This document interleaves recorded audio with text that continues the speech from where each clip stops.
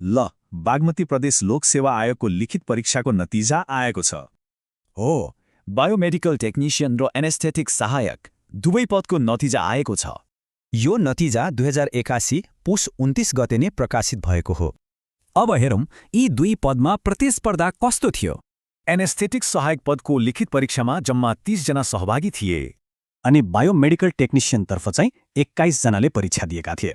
Mark सङ्ख्याको तुलनामा अन्तर्वार्तामा कतिजना छानिए त? यो तालिकामा हेरौं। एनेस्थेटिक सहायकमा 6वटा पदका लागि 10 जना अन्तर्वार्ताका लागि छनौट भएका छन्। बायोमेडिकल टेक्निशियनमा भने 6 पदमा ठ्याक्कै 6 जना नै छानिएका छन्। ल अब एनेस्थेटिक सहायक पदमा छनौट हुनेहरूको नाम हेरौं। कृष्ण भक्त श्रेष्ठ लगायत छनौट भएका सबै 9 जनालाई धेरै धेरै बधाई।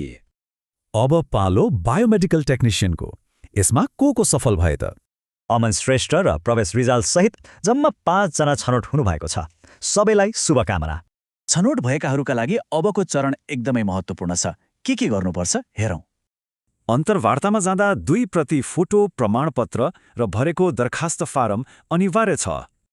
एउटा कुरा ख्याल राख्नुहोला, सक्कल कागजात र प्रवेशपत्र बिना अन्तर्वार्ता दिन पाइँदैन।